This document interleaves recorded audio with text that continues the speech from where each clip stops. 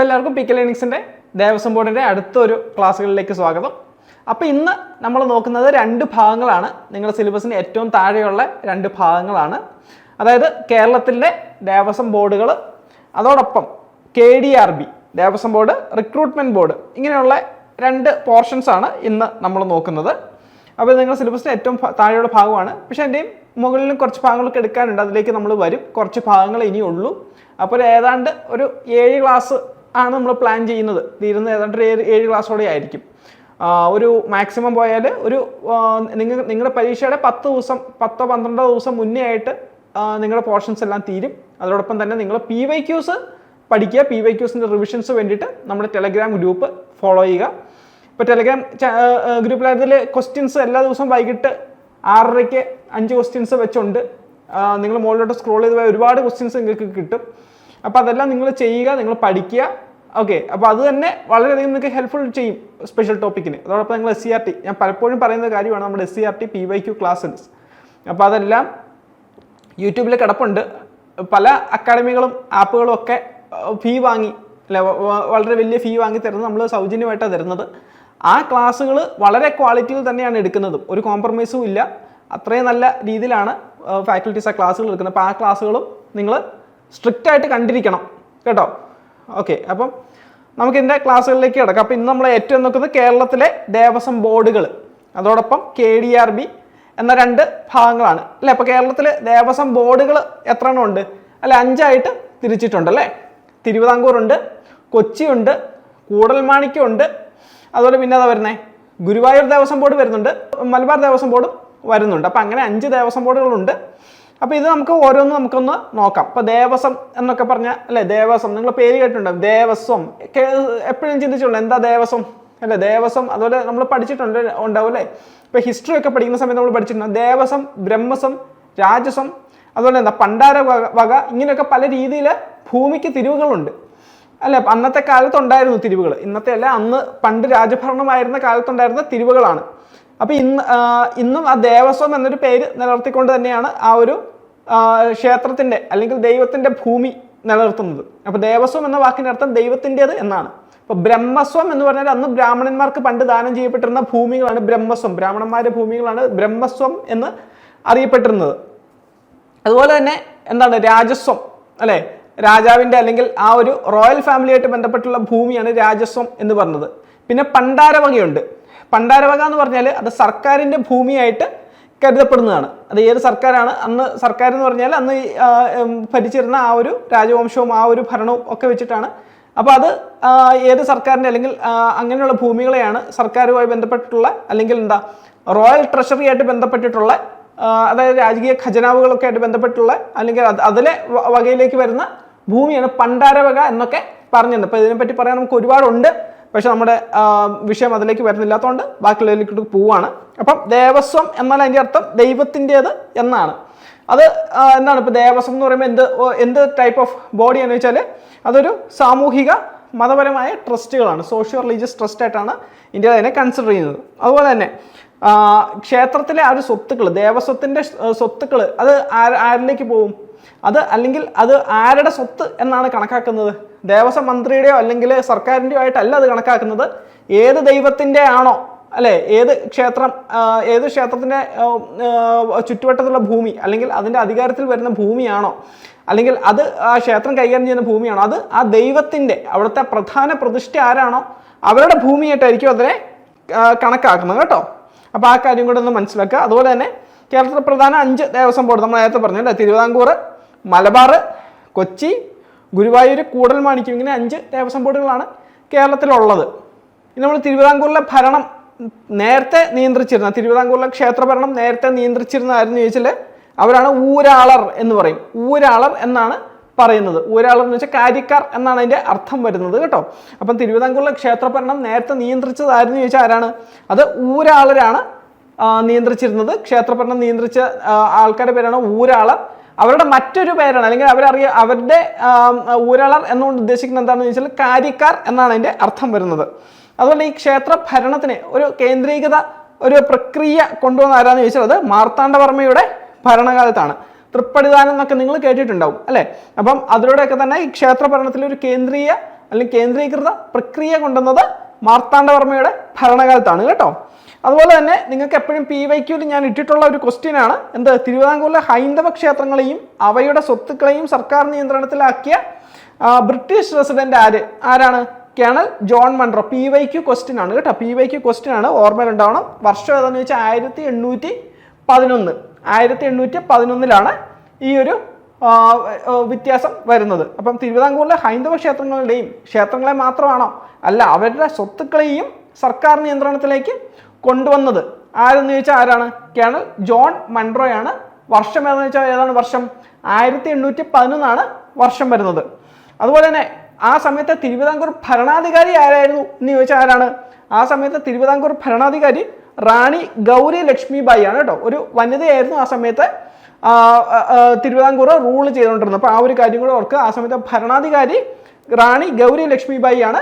ഇത് അദ്ദേഹം ഭരിച്ചിരുന്ന ഒരു കാലഘട്ടമാണ് കേട്ടോ, 1810 1815. അപ്പോൾ നമ്മൾ ഏത് വർഷമാണെന്ന് പഠിച്ചു? 1811 ആ ഒരു വ്യത്യാസം ഉണ്ടായെന്ന് പറഞ്ഞു. അതുപോലെ ആ സമയത്തെ ബ്രിട്ടീഷ് റെസിഡന്റ് ആരായിരുന്നു എന്നൊരു കാര്യം നമ്മൾ പറഞ്ഞു അല്ലേ? ആരാണ്? കേണൽ ജോൺ മൺട്രോ കേട്ടോ. ജോൺ മൺട്രോ ആണെന്നൊരു കാര്യം ഓർക്കുക. എന്നാൽ കാരണം പല മൺട്രോമാരുണ്ട്.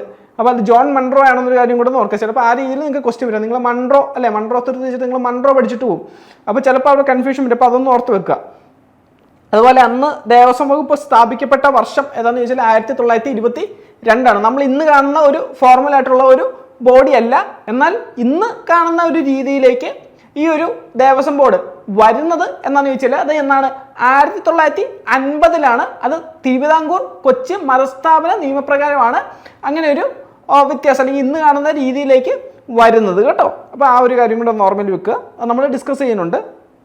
ഇനി നമ്മൾ ഈ ക്ഷേത്രവും അതുമായിട്ട് ബന്ധപ്പെട്ടുള്ള കാര്യങ്ങളൊക്കെ പറഞ്ഞു വരുമ്പം ഉള്ള ഒരു പ്രധാനപ്പെട്ട ഒരു കാര്യമാണ് 1936 ക്ഷേത്രപ്രവേശന വിളംബരം. വർഷം ഓർക്കണം, 1936 കേട്ടോ. അപ്പം എല്ലാ ഹിന്ദുക്കൾക്കും ക്ഷേത്രങ്ങളിൽ പ്രവേശനം അനുവദിച്ചത് എന്ത് മൂവ്മെന്റ് ആണെന്ന് ചോദിച്ചത് ഏതാണ്? ക്ഷേത്രപ്രവേശന വിളംബരമാണ്. ഓക്കെ, ടെമ്പിൾ എൻട്രി പ്രൊക്ലമേഷൻ അഥവാ ക്ഷേത്രപ്രവേശന വിളംബരത്തിലൂടെയാണ് അങ്ങനെ ഒരു മാറ്റം സാധ്യമായത്. അത് ഏത് വർഷം എന്ന് ചോദിച്ചാൽ ഏത് വർഷമാണ്? 1936 നമുക്കത് ക്വസ്റ്റ്യൻ ഒക്കെ പ്രതീക്ഷിക്കാവുന്നതാണത്. അതുപോലെ തന്നെ ഈ ഒരു മാറ്റം കൊണ്ടുവരുന്ന സമയത്ത് ഭരണാധികാരി ആര് എന്നൊരു ചോദ്യം വന്ന ആരാണ്? ശ്രീ ചിത്തിര തിരുനാൾ ബാലരാമവർമ്മയാണ് ആ ഒരു വ്യത്യാസം അല്ലെങ്കിൽ ഇങ്ങനെയൊരു വിളംബരം പുറപ്പെടുവിച്ചത് കേട്ടോ. അത് വർഷം 1936 ഓർമ്മയിലുണ്ടാവണം. അതുപോലെ തന്നെ ഡേറ്റ് നവംബർ 12. ഡേറ്റ് ചോദിക്കാൻ സാധ്യത കുറവാണെങ്കിലും നിങ്ങൾ ആ ഡേറ്റ് ഒന്ന് ഓർമ്മയിൽ വെച്ചോളൂ. ശ്രീ ചിത്രനാളിന്റെ 24ാമത്തെ വയസ്സിന്റെ അന്നാണ് എന്ത് ചെയ്തത്? ഈ ഒരു ടെമ്പിൾ എൻട്രി പ്രൊക്ലമേഷൻ അല്ലെങ്കിൽ ക്ഷേത്രപ്രവേശന വിളംബരം പുറപ്പെടുവിച്ചെന്നൊരു കാര്യം കൂടെ ഒന്ന് ഓർമ്മ വെക്കുക. ആ സമയത്ത് തിരുവിതാംകൂർ ദിവാൻ ആരാന്ന് ചോദിച്ചാൽ ആരാണ്? സർ CP രാമസ്വാമി അയ്യരാണ് ആ സമയത്തെ തിരുവിതാംകൂർ ദിവാൻ കേട്ടോ. ആ സമയത്ത് തിരുവിതാംകൂർ ദിവാൻ സർ CP രാമസ്വാമി അയ്യരാണ്. അതുപോലെ വർഷം ചോദിച്ചാൽ 1936. തിരുവിതാംകൂറിലെ ഏറ്റവും അവസാനത്തെ രാജാവ് ആരാന്ന് ചോദിച്ചാൽ അതും ആരാണ്? അങ്ങനെ ചോദ്യം വരില്ല, നിങ്ങൾക്കൊന്ന് ഓർമ്മയിൽ ഇരിക്കാൻ വേണ്ടി ഞാൻ പറയുന്നേ ഉള്ളൂ. ശ്രീ ചിത്തിര തിരുനാൾ ബാലരാമവർമ്മയാണ് തിരുവിതാംകൂറിലെ ഏറ്റവും അവസാനത്തെ ഭരണാധികാരി കേട്ടോ. അപ്പം ഇനി നമുക്ക് തിരുവിതാംകൂർ ദേവസ്വം ബോർഡിന്റെ കാര്യങ്ങളൊക്കെ നമുക്ക് നോക്കാം. അപ്പം നമ്മൾ നേരത്തെ പറഞ്ഞ പോലെ തന്നെ 1950 തിരുവിതാംകൂർ കൊച്ചി മതസ്ഥാപന നിയമപ്രകാരം രൂപീകരിച്ച ഒരു സ്വയംഭരണ സ്ഥാപനം, ഓട്ടോണമസ് ബോഡിയാണ് എന്ത്? ഈ പറയുന്ന തിരുവിതാംകൂർ ദേവസ്വം ബോർഡ്. ഓക്കെ, നമ്മൾ നേരത്തെ പറഞ്ഞൊരു കാര്യമാണ്. 1950 തിരുവിതാംകൂർ കൊച്ചി ഹിന്ദു മതസ്ഥാപന നിയമപ്രകാരം സ്ഥാപിച്ച ഒരു ഓട്ടോണമസ് ബോഡി അല്ലെങ്കിൽ ഒരു സ്വയംഭരണ സ്ഥാപനമാണ് എന്ത്? ഈ പറയുന്ന തിരുവിതാംകൂർ ദേവസ്വം ബോർഡ്. അതുപോലെ തിരുവിതാംകൂർ ദേവസ്വം ബോർഡിന്റെ കീഴിൽ എത്ര ക്ഷേത്രങ്ങൾ ഉണ്ടെന്ന് ചോദിച്ചാൽ എത്രയാണ്? 1248 ക്ഷേത്രങ്ങളാണ്. ഇപ്പം വിക്കിപീഡിയ പോലുള്ള സോഴ്സുകളിൽ 1254 എന്നൊക്കെ കാണിക്കുന്നുണ്ടെങ്കിലും തിരുവിതാംകൂർ ദേവസ്വം ബോർഡിന്റെ സൈറ്റിൽ കാണിക്കുന്നത് 1248 ആണ്. അപ്പോൾ അത് ഒഫീഷ്യൽ ഉള്ളത് 1248 തന്നെയാണ്. നമ്മളത് ഫോളോ ചെയ്താൽ മതി. ഓക്കെ, അപ്പോൾ 1248 ക്ഷേത്രങ്ങളാണ് തിരുവിതാംകൂർ ദേവസ്വം ബോർഡിന്റെ കീഴിലുള്ള ക്ഷേത്രങ്ങളുടെ എണ്ണം. അതുപോലെ തന്നെ ഈ ബോർഡിന്റെ ആസ്ഥാനം എവിടെയാണെന്ന് വെച്ചാൽ എവിടെയാണ്? തിരുവനന്തപുരത്താണ്. തിരുവനന്തപുരത്ത് നന്തൻകോട് എന്ന സ്ഥലത്താണ് കേട്ടോ. തിരുവനന്തപുരത്ത് നന്തൻകോട് എന്നൊരു സ്ഥലത്താണ്. ആ സ്ഥലത്ത് അറിയപ്പെടുന്ന പേര് ദേവസ്വം ബോർഡ് ജംഗ്ഷൻ എന്നൊക്കെ തന്നെയാണ്. അപ്പോൾ അവിടെയാണ് ഈ ഇരിക്കുന്ന തിരുവിതാംകൂർ ദേവസ്വം ബോർഡിന്റെ ആസ്ഥാനം വരുന്നത്. അതുപോലെ ഒരു പ്രസിഡന്റും 2 അംഗങ്ങളും ഉൾപ്പെടുന്നതാണ് ഈ ഒരു ബോർഡ്. കേട്ടോ. ഒരു പ്രസിഡന്റും 2 അംഗങ്ങളുമാണ് അതിന്റെ ഘടന വരുന്നത്. അപ്പൊ ഇപ്പൊ പ്രസിഡന്റ് ആരാന്ന് വെച്ചാൽ നേരത്തെ IAS ഓഫീസർ ആയിരുന്ന കേരളത്തിലെ ചീഫ് സെക്രട്ടറി ഒക്കെ ആയിരുന്ന K. ജയകുമാർ സാറാണ് ഇപ്പം ഈ ഒരു ബോർഡിന്റെ പ്രസിഡന്റ് ആയിട്ട് ഇരിക്കുന്നത് കേട്ടോ. അപ്പം പ്രസിഡന്റിന്റെയും അംഗങ്ങളുടെയും കാലാവധി 2 വർഷമാണ് വരുന്നത്. നിങ്ങൾ തിരുവിതാംകൂർ ദേവസ്വം ബോർഡിന്റെയാണ് ഈ അടുത്ത എക്സാം വരുന്നത്. അപ്പോൾ ഇതൊന്ന് നിങ്ങളൊന്ന് വ്യക്തമായിട്ടൊന്ന് നോക്കിക്കൊള്ളുക. ബാക്കിയൊന്നും അത്രയും നോക്കിയില്ലെങ്കിൽ ഇതൊന്ന് കൃത്യമായിട്ട് നോക്കിക്കൊള്ളുക. അപ്പം ഒരു പ്രസിഡന്റും 2 അംഗങ്ങളും ഉൾപ്പെടുന്ന ബോഡിയാണ് ഉള്ളത്. അതുപോലെ തന്നെ ഇപ്പോഴത്തെ നിലവിലത്തെ പ്രസിഡന്റ് ആരാണ് എന്ന് ചോദിച്ചാൽ ആരാണ്? K. ജയകുമാർ IAS ആണ്. അതുപോലെ തന്നെ അംഗങ്ങളുടെ കാലാവധി എത്ര നാളാണ് വരുന്നത് ചോദിച്ചാൽ എത്ര നാളാണ് വരുന്നത്? 2 വർഷമാണ് കാലാവധി വരുന്നത്. അപ്പം ഇത്രയും കാര്യങ്ങൾ നിങ്ങൾക്ക് ക്ലിയർ ആണ്. ഇപ്പം നമുക്ക് അടുത്ത ദേവസ്വം ബോർഡിലോട്ട് പോവാം. അപ്പം മലബാർ ദേവസ്വം ബോർഡിന്റെ കാര്യം നോക്കുകയാണെങ്കിൽ 2028 Hindu religious and charitable endowment act ordinance പ്രകാരം ആണ് ഈ പറയുന്ന മലബാർ ദേവസ്വം ബോർഡ് രൂപീകരിക്കപ്പെട്ടത്. 2008 Hindu religious and charitable endowment act പ്രകാരമാണ് ഈ പറയുന്ന മലബാർ ദേവസ്വം ബോർഡ് രൂപീകരിക്കപ്പെട്ടത്. അതുപോലെ തന്നെ ആദ്യ ബോർഡ് 9 അംഗങ്ങളുമായിട്ട് തുടങ്ങിയത് 2008 ഒക്ടോബർ 2-നാണ്. ഗാന്ധി ജയന്തിയുടെ അന്നാണ് എന്നൊരു കാര്യം കൂടെ ഒന്ന് ഓർമ്മയിൽ വെക്കാം. അപ്പോൾ അത് എളുപ്പത്തിൽ നിങ്ങൾക്ക് ഓർമ്മ കിട്ടും. 2008 വർഷം 2008 മുംബൈ ഭീകരാക്രമണം നടന്ന വർഷം അല്ലേ 2008. അപ്പോൾ ആ വർഷമാണ് ഒക്ടോബർ 2, ഗാന്ധി ജയന്തി ആണ് ഒക്ടോബർ 2. അപ്പോൾ അന്ന് 9 അംഗങ്ങളുമായിട്ടാണ് എന്ത് പറഞ്ഞത് ഈ ഒരു ബോർഡ് അധികാരത്തിൽ ഏൽക്കുന്നത്. അപ്പോൾ 2008 മലബാർ ദേവസ്വം ബോർഡ് വരുന്നത് കേട്ടോ. മലബാർ ദേവസ്വം ബോർഡ് വരുന്ന വർഷം എന്ന് പറഞ്ഞാൽ അത് 2008. അങ്ങനെ ഈ മലബാർ ദേവസ്വം ബോർഡ് വരുന്നതോടുകൂടി മലബാറിലെ ആ ഒരു ക്ഷേത്ര ഭരണത്തെ ഭരണപരമായിട്ട് ഒരു 5 ഭാഗമായിട്ട് 5 ഡിവിഷനുകളായിട്ട് തിരിക്കുകയാണ്. ഏതൊക്കെയാണ്? കാസർഗോഡ്, തലശ്ശേരി, കോഴിക്കോട്, മലപ്പുറം, പാലക്കാട്. അങ്ങനെ എടുത്ത് ചോദിക്കുന്നില്ല, 5 ഡിവിഷനുകളായിട്ട് തിരിച്ചിട്ടുണ്ട് എന്നൊരു കാര്യം നിങ്ങളൊന്ന് ഓർമ്മയിൽ വെച്ചാൽ മതി. അല്ലാതെ ഓരോന്നും അങ്ങനെ പെറുക്കി ചോദിക്കുകയില്ല. അതുപോലെ തന്നെ നിലവിലത്തെ പ്രസിഡന്റ് ആരാന്ന് ചോദിച്ചാൽ MR മുരളിയാണ് കേട്ടോ. നിലവിലെ പ്രസിഡന്റ് MR മുരളിയാണ്. അപ്പോൾ ഇനി നമ്മൾ കൊച്ചിൻ ദേവസ്വം ബോർഡിലാണ് നമ്മൾ അടുത്ത് നോക്കുന്നത്. അപ്പോൾ ഈ കൊച്ചിൻ ദേവസ്വം ബോർഡിലോട്ട് വരുമ്പോഴത്തേക്കും 1950 തിരുവിതാംകൂർ കൊച്ചി ഹിന്ദുമത സ്ഥാപന നിയമപ്രകാരമാണ് ഈ പറയുന്ന കൊച്ചിൻ ദേവസ്വം ബോർഡ് രൂപീകരിച്ചത്. അതും ഏത് വർഷമാണ്? 1950 തന്നെയാണ് അല്ലേ. തിരുവിതാംകൂർ ദേവസ്വം ബോർഡ് നമ്മൾ നോക്കി ഏതാ വർഷം? 1950 തന്നെയാണ്. അതുപോലെ മലബാർ ദേവസ്വം ബോർഡ് ഏതാണ് വർഷം? 2008 കേട്ടോ. 2008 Hindu religious and charitable endowment act പ്രകാരമാണത് വന്നത്. ഓക്കെ. അപ്പം കൊച്ചിൻ ദേവസ്വം ബോർഡിലോട്ട് വരുമ്പോൾ വന്ന വർഷം 1950. തിരുവിതാംകൂർ കൊച്ചി ഹിന്ദു മതസ്ഥാപന നിയമപ്രകാരം രൂപീകരിക്കപ്പെട്ടതാണ് ഈ പറയുന്ന കൊച്ചിൻ ദേവസ്വം ബോർഡും. തിരുവിതാംകൂർ ദേവസ്വം ബോർഡും ഈ നിയമപ്രകാരം തന്നെ ഉള്ളതാണ്. അതുപോലെ തന്നെ നിലവിൽ എറണാകുളം, തൃശ്ശൂർ, പാലക്കാട്, മലപ്പുറം ജില്ലകളിലായിട്ട് വ്യാപിച്ചു കിടക്കുന്ന 409 ക്ഷേത്രങ്ങൾ, 409 ക്ഷേത്രങ്ങളുടെ മേൽനോട്ടമാണ് ഈ കൊച്ചിൻ ദേവസ്വം ബോർഡിനുള്ളത്. 409 അത് കൊച്ചിൻ ദേവസ്വം ബോർഡിന്റെ ഒഫീഷ്യൽ വെബ്സൈറ്റിൽ നിന്ന് എടുത്തതാണ് കേട്ടോ. 409 ഒഫീഷ്യൽ വെബ്സൈറ്റിലുള്ളത്. ഇപ്പോൾ പല സ്ഥലത്ത് 412, 13, 15 അങ്ങനെ പല നമ്പേഴ്സ് ഉണ്ട്. നമ്മൾ എന്ത് ചെയ്യുക? ഒഫീഷ്യലായിട്ട് എന്ത് പറയുന്നു? ഒഫീഷ്യലായിട്ട് സോഴ്സ് എവിടെ നിന്ന് വരുന്നത് അത് മാത്രം എടുത്താൽ മതി. അപ്പോൾ 409 ഈ ഒരു സംഖ്യ വരുന്നത്. അപ്പോൾ ബോർഡിലെ ആരൊക്കെയാണുള്ളതെന്ന് ചോദിച്ചാൽ ആരൊക്കെയാണ്? ഒരു പ്രസിഡന്റും 2 അംഗങ്ങളുമാണ് കേട്ടോ ഉള്ളത്. ഒരു പ്രസിഡന്റും 2 അംഗങ്ങളുമാണ് ഉള്ളത്. അതുപോലെ തന്നെ ഈ ബോർഡ് ചെയർമാൻ ആരാന്ന് ചോദിച്ചാൽ ബോർഡ് ചെയർമാൻ ആരാണ്? K. രവീന്ദ്രനാണ് ഈ ബോർഡിന്റെ ചെയർമാനായിട്ട് വരുന്നത്. K. രവീന്ദ്രനാണ് ഈ ബോർഡിന്റെ ചെയർമാനായിട്ട് വരുന്നത്. കൊച്ചിൻ ദേവസ്വം ബോർഡ് ചെയർമാനാണ് K. രവീന്ദ്രൻ. അതുപോലെ തന്നെ ഈ കൊച്ചിൻ ദേവസ്വം ബോർഡിന്റെ കീഴിലുള്ള ആ ഒരു ക്ഷേത്രങ്ങളുടെ സാമ്പത്തികമായിട്ടുള്ള കാര്യങ്ങളൊക്കെ കൈകാര്യം ചെയ്യുന്നതിനായിട്ട് 5 പ്രധാന അസിസ്റ്റന്റ് കമ്മീഷണർ ഗ്രൂപ്പുകളുണ്ട് കേട്ടോ. 5 പ്രധാന ഗ്രൂപ്പുകളായിട്ട് തിരിച്ചിട്ടുണ്ട്.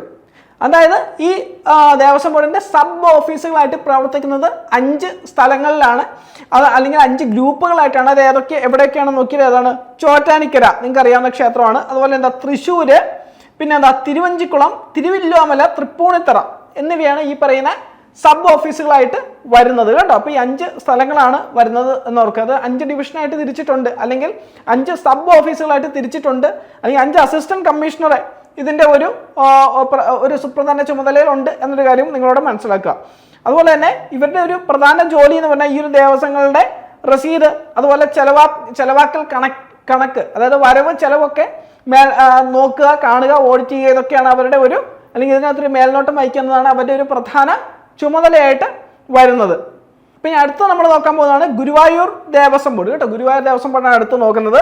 ഇത് 1978 ഗുരുവായൂർ ദേവസ്വം നിയമം പ്രകാരമാണ് ഇത് സ്ഥാപിതമാകുന്നത്. 1978 ഗുരുവായൂർ ദേവസ്വം നിയമപ്രകാരമാണ് ഈ പറയുന്ന ബോഡി സ്ഥാപിതമാകുന്നത്, അല്ലെങ്കിൽ ഈ പറയുന്ന ഗുരുവായൂർ ദേവസ്വം ബോർഡ് സ്ഥാപിതമാകുന്നത്. അപ്പോൾ ഇവരുടെ ലക്ഷ്യം എന്ന് പറഞ്ഞാൽ ക്ഷേത്രങ്ങളുടെ ഭരണപരിശോധന, പരിപാലനം, സാമൂഹ്യ സാംസ്കാരിക പ്രവർത്തനങ്ങളുടെ നിയന്ത്രിക്കൽ എന്നിവയൊക്കെ തന്നെയാണ് ഇവരുടെ ഒരു പ്രധാന ചുമതലയായിട്ട് വരുന്നത്. അതുപോലെ തന്നെ ഇവരുടെ ബോർഡ് ചെയർമാൻ എന്ന് പറഞ്ഞാൽ ആരാണ്?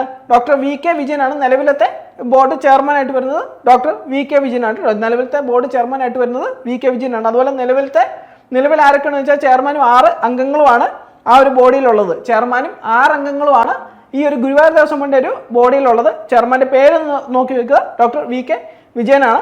അപ്പം തിരുവിതാംകൂർ ദേവസ്വം ബോർഡാണ് എഴുതെങ്കിലും ചിലപ്പോൾ ക്വസ്റ്റ്യൻ വന്നേക്കാം, കാരണം ഗുരുവായൂർ ദേവസ്വം ബോർഡ് കുറച്ചും കൂടെ പ്രാധാന്യമുള്ളതായതുകൊണ്ടാണ് അങ്ങനെ പറഞ്ഞത്. അതുപോലെ തന്നെ അഡ്മിനിസ്ട്രേറ്റർ, ഇത് ഈ അടുത്ത് വന്ന ഒരു കറണ്ട് അഫെയർ ആണ്, അതുകൊണ്ടാണ് ഞാനൊരു അഡ്മിനിസ്ട്രേറ്റർ ആ ഒരു നെയിം ഇതിൽ ഇൻക്ലൂഡ് ചെയ്തത്.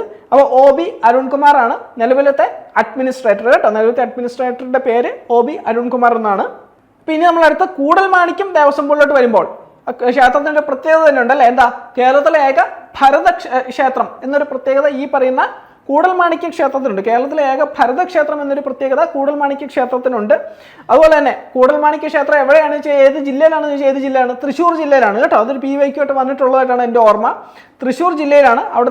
അവിടെ ഇരിങ്ങാലക്കുട എന്ന സ്ഥലത്താണ് സ്ഥിതി ചെയ്യുന്നത്. ഇരിങ്ങാലക്കുട എന്ന സ്ഥലത്താണ് സ്ഥിതി ചെയ്യുന്നത്.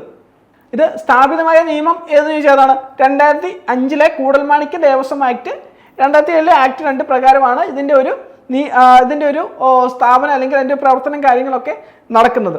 അതുപോലെ തന്നെ ഇതിൻ്റെ നിയമനം ഒക്കെ നടത്തുന്നത് KDRB, ദേവസ്വം ബോർഡുകളിലെല്ലാം നിയമനം പോലെ തന്നെ ഇവിടുത്തെ നിയമനം നടത്തുന്നത് KDRB തന്നെയാണ് കേട്ടോ.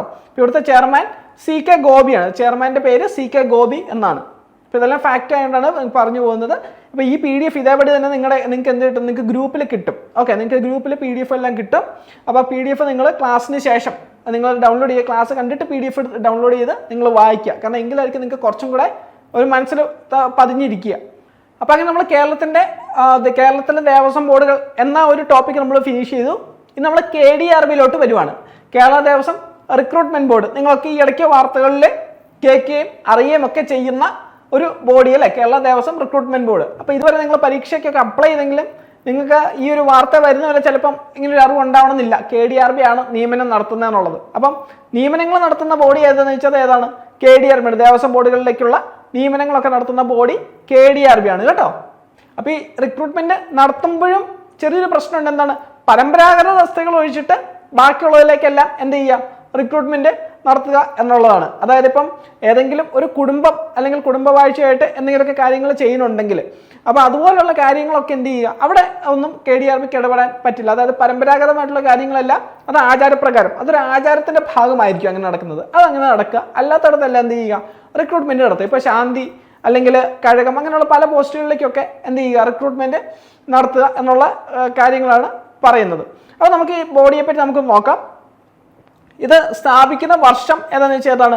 2014 സംസ്ഥാനം അന്ന് എന്ത് ചെയ്യുന്നു? ഇതിൻ്റെ ഒരു നാൾ വഴി നമുക്ക് നോക്കി വരാം. അപ്പം ഏറ്റവും അധികം നടക്കുന്നത് 2014 സംസ്ഥാന സർക്കാർ ദേവസ്വം ബോർഡ് ഓർഡിനൻസ് പ്രസിദ്ധീകരിക്കുന്നുണ്ട് കേട്ടോ. 2014 ആ സർക്കാർ ആ സമയത്ത് എന്ത് ചെയ്തു? ഓർഡിനൻസ് പ്രസിദ്ധീകരിച്ചു. അങ്ങനെ എന്ത് ചെയ്തു? ചെയർമാനെയും 5 അംഗങ്ങളെയും നിയമിച്ച് കേരള ദേവസ്വം റിക്രൂട്ട്മെന്റ് ബോർഡ് രൂപീകരിച്ചു. അപ്പോൾ അന്ന് ആകെ അംഗങ്ങൾ 6 പേരാണുള്ളത് കേട്ടോ. അപ്പോൾ അങ്ങനെ ചെയർമാനും 5 അംഗങ്ങളെയും വെച്ചിട്ട് എന്ത് ചെയ്തു? ഈ 2014 ഓർഡിനൻസ് ഇറക്കിയിട്ട് ആ ഓർഡിനൻസ് പ്രകാരമാണ് ഇത് ഏറ്റവും ആദ്യം രൂപീകരിക്കുന്നത്. പിന്നീട് 2015 ഈ ഒരു ഓർഡിനൻസ് നിയമമാവുന്നുണ്ട്. ഈ ഓർഡിനൻസ് 2014 കൊണ്ടുവന്നു. അത് നിയമമാവുന്ന വർഷം 2015 2015 അത് നിയമമായി. പിന്നെ ഇതെന്ത് ചെയ്തു? ഒരു ഭേദഗതി നടക്കുന്നുണ്ട്. വർഷം ഏതാണെന്ന് വെച്ചാൽ ഏതാണ്? 2016 ഒരു ഭേദഗതി നിയമപ്രകാരം ഈ ഒരു അംഗസംഖ്യ നേരത്തെ നമ്മൾ പറഞ്ഞ 6 പേരുണ്ടായെന്ന് പറഞ്ഞു. അങ്ങനെ 6-ൽ നിന്ന് ഇപ്പം എന്തായി ചുരുങ്ങി? 3 പേരായിട്ട് ചുരുങ്ങുന്നുണ്ട് കേട്ടോ. ഇപ്പോഴത്തെ അപ്പം എത്ര പേരെന്ന് വെച്ചാൽ നിലവിൽ 3 പേരാണ് ആ ഒരു ബോർഡിൽ അംഗമായിട്ടുള്ളത്. അതുപോലെ തന്നെ പുതിയ ബോർഡ് പിന്നീട് 2016 ഡിസംബർ 24 ചുമതലയേറ്റു. ക്രിസ്മസിന് തലേ ദിവസം ചുമതലയേറ്റു. ഇനി നമുക്ക് ഈ ബോർഡിന്റെ പ്രധാന ചുമതലകൾ ഏതൊക്കെയാണെന്ന് നമുക്ക് നോക്കാം. അപ്പോൾ എന്താ? ഒന്ന്, വിവിധ ദേവസ്വം ബോർഡുകളിലേക്ക് ആവശ്യമായ പരമ്പരാഗത തസ്തികൾ ഒഴികെയുള്ള, നമ്മൾ നേരത്തെ പറഞ്ഞിരുന്നാൽ ഏറ്റവും അധികം നമ്മൾ സംസാരിച്ചപ്പോൾ പറഞ്ഞു, പരമ്പരാഗത തസ്തികകൾ ഒഴികെയുള്ള വിവിധ തസ്തികകളിലേക്ക് എന്ത് ചെയ്യുക? നിയമനം നടത്തുന്നതിനായിട്ട് സെലക്ട് ലിസ്റ്റ് തയ്യാറാക്കുക. ഓക്കെ, അതൊരു പ്രധാന ഉത്തരവാദിത്വമാണ്. അതുപോലെ തന്നെ എന്താണ്? സെലക്ഷൻ പോസ്റ്റുകളിലേക്ക് സ്ഥാനക്കയറ്റം നൽകുന്നതിനുള്ള ഡിപ്പാർട്ട്മെന്റൽ പ്രൊമോഷൻ കമ്മിറ്റികൾ രൂപീകരിച്ച് അവയ്ക്ക് നേതൃത്വം നൽകുക. അപ്പോൾ ഇത് രണ്ടും അതിൻ്റെ ഒരു പ്രധാന ചുമതലയായിട്ട് വരുന്നതാണ്. ഇനി പരീക്ഷാ നടപടികളും ആരുടെ ഭാഗം തന്നെയാണ്? KDRBയുടെ ഭാഗം തന്നെയാണ് കേട്ടോ. അല്ല, ആ പേരിൽ തന്നെ ഉണ്ടല്ലേ, Kerala Devaswom recruitment board, KDRB. അപ്പോൾ ഈ KDRBയുടെ ഭാഗമായിട്ട് തന്നെയാണ് എന്ത് ചെയ്യുന്നത്? പരീക്ഷകൾ അല്ലെങ്കിൽ പോസ്റ്റിങ്ങൾ കാര്യങ്ങളൊക്കെ നടത്തുന്നത്. ഇത് നമ്മുടെ ബോർഡിന്റെ ഘടനയിലോട്ട് വരുമ്പോൾ ഈ ഒരു ബോഡി KDRB എന്നത് ഒരു സ്വതന്ത്ര സ്ഥാപനമാണ്. അതായത് സ്വതന്ത്രവും സ്വയംഭരണാധികാരമുള്ള ഒരു ബോഡിയായിട്ട് ഇത് എന്ത് ചെയ്യുകയാണ്? പ്രവർത്തിക്കുകയാണ്. അതുപോലെ തന്നെ ഇവർക്ക് എന്ത് ചെയ്യാൻ പറ്റും? കേസ് ഫയൽ ചെയ്യാനും കേസുകൾ നേരിടാനും ഒക്കെ ഉള്ള ആ ഒരു ചുമതലയും എല്ലാം ഉണ്ട്. അതുകൊണ്ട് ബോർഡിലെ അംഗങ്ങളുടെ കാര്യം എടുത്താൽ ഇപ്പം നിലവിലുള്ള നമ്മൾ പറഞ്ഞല്ലേ 3 അംഗങ്ങളാണ് ഉള്ളത്. 2016 ആ ഒരു അന്നൊരു വ്യത്യാസമാണ് കാര്യങ്ങൾ നമ്മൾ പറഞ്ഞു. അപ്പോൾ അതനുസരിച്ചിട്ട് ഇപ്പോൾ എത്ര പേരുണ്ട്? 3 അംഗങ്ങളാണ് ഉള്ളത്. അപ്പോൾ ഇവരെ നിയമിക്കുന്നത് ആരാണെന്ന് വെച്ചാൽ സർക്കാരാണ് ഇവരെ നിയമിക്കുന്ന അല്ലെങ്കിൽ ആ നിയമിക്കുന്ന അതോറിറ്റി. അപ്പം എല്ലാ അംഗങ്ങളും ആരായിരിക്കണം? ഹിന്ദുമത വിശ്വാസം പുലർത്തുന്നവരായിരിക്കണം. അതുപോലെ തന്നെ ദൈവത്തിലും ക്ഷേത്രാരാധനയിലും ഒക്കെ തന്നെ വിശ്വാസം ഉള്ളവരായിരിക്കണം. അതുപോലെ തന്നെ എന്താണ്? ചെയർപേഴ്സണായി ജില്ലാ ജഡ്ജി ആയിരുന്നതോ അല്ലെങ്കിൽ ആ പദവിക്ക് യോഗ്യതയുള്ള ആളെയാണ് നിയമിക്കേണ്ടത് കേട്ടോ. ചെയർപേഴ്സണായിട്ട് നിയമിക്കുമ്പോൾ ജില്ലാ ജഡ്ജി അല്ലെങ്കിൽ ആ പദവിക്ക് യോഗ്യതയുള്ള ഒരാളെ ആയിരിക്കണം നിയമിക്കേണ്ടത്. അതുപോലെ തന്നെ അംഗങ്ങളിൽ ഒരാൾ ആരായിരിക്കണം? സ്ത്രീ ആയിരിക്കണം കേട്ടോ. ഒരാൾ പട്ടികജാതിയിലോ പട്ടികവർഗത്തിലോ പെട്ടവർ ആയിരിക്കണം എന്നൊരു കാര്യം കൂടെ അതിൽ വ്യവസ്ഥ ചെയ്യുന്നുണ്ട്. അതുപോലെ തന്നെ അംഗങ്ങൾക്ക് തൊഴിൽ, സേവന, ഭരണകാര്യങ്ങൾ തുടങ്ങിയവയിൽ പരിചയമുള്ള ആളും ആയിരിക്കണം എന്നും ഈ ഒരു വ്യവസ്ഥ പറയുന്നുണ്ട്. അതുപോലെ തന്നെ കേരള ദേവസ്വം ബോർഡ് KDRBയുടെ ആ ഒരു ചെയർമാൻ, കേരള ദേവസ്വം റിക്രൂട്ട്മെന്റ് ബോർഡിന്റെ ചെയർമാന്റെ കാലാവധി വരുന്നത് എത്രയാണെന്ന് വെച്ചാൽ 3 വർഷമാണ് അവരുടെ കാലാവധി വരുന്നത് കേട്ടോ. 3 വർഷമാണ് കാലാവധി വരുന്നത്. നമ്മൾ തിരുവിതാംകൂർ ദേവസ്വം ബോർഡ് കണ്ടു, എത്രയാണ്? 2 വർഷമായിരുന്നു കാലാവധി. എന്നാൽ KDRB Kerala Devaswom recruitment board വരുമ്പോൾ എത്രയാണ് കാലാവധി വരുന്നത്? 3 വർഷമാണ് കാലാവധി വരുന്നത്. അപ്പം നിലവിൽ ഈ ഒരു ചെയർമാനായിട്ട് വരുന്ന ആളെ വീണ്ടും നിയമിക്കാൻ പറ്റുമോ എന്ന് ചോദിച്ചാൽ നേരത്തെ പറ്റുമായിരുന്നു. ഇപ്പോൾ എന്ത് ചെയ്യില്ല, അങ്ങനെ നിയമിക്കാനായിട്ട് പറ്റത്തില്ല. 2015 ആ ഒരു കേരള ദേവസ്വം റിക്രൂട്ട്മെന്റ് ബോർഡ് നിയമം അത് ഭേദഗതി ചെയ്ത് 2021 ഓർഡിനൻസ് പ്രകാരമാണ് ഇങ്ങനെയൊരു മാറ്റം കൊണ്ടുവരുന്നത് കേട്ടോ. അപ്പം നിലവിൽ എന്ത് ചെയ്യാൻ പറ്റത്തില്ല? ഈ കേരള ദേവസ്വം റിക്രൂട്ട്മെന്റ് ബോർഡിന്റെ ചെയർമാനെ എന്ത് ചെയ്യാൻ പറ്റത്തില്ല? വീണ്ടും അപ്പോയിന്റ്മെന്റ് ചെയ്യാൻ പറ്റത്തില്ല. അതായത് ഒരുക്കി ഇരുന്ന് കഴിഞ്ഞാൽ പിന്നെ ആ പോസ്റ്റിലോട്ട് വരാൻ പറ്റത്തില്ല.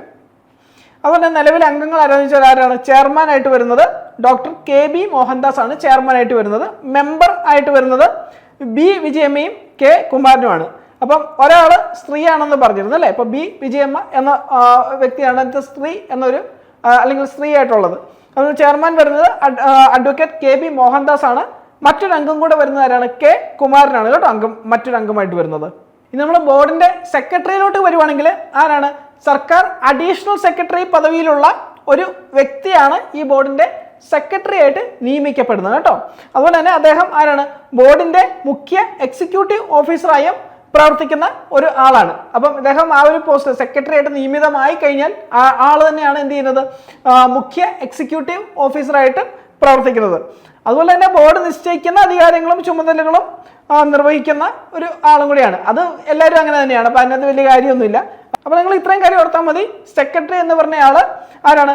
സർക്കാർ അഡീഷണൽ സെക്രട്ടറി പദവിയിലുള്ള ഒരു ആളാണെന്നൊരു കാര്യം ഓർക്കുക. അതുപോലെ തന്നെ അത് ആൾക്ക് വേറൊരു പൊസിഷനും കൂടി ഉണ്ട്. എന്താണ്? മുഖ്യ എക്സിക്യൂട്ടീവ് ഓഫീസർ എന്നൊരു പൊസിഷൻ കൂടി അദ്ദേഹം അതിനകത്ത് ഹോൾഡ് ചെയ്യുന്നുണ്ടെന്നൊരു കാര്യം ഓർക്കുക. അതുപോലെ തന്നെ നമുക്ക് ഈ KDRBയുടെ ആസ്ഥാനം വരുന്നത് എവിടെയെന്ന് വെച്ചാൽ എവിടെയാണ്? തിരുവനന്തപുരത്ത് തന്നെയാണ് KDRBയുടെ ആസ്ഥാനം വരുന്നത്. അപ്പോൾ ഇത്രയാണ് നമുക്ക് ഇന്നത്തെ ക്ലാസ്.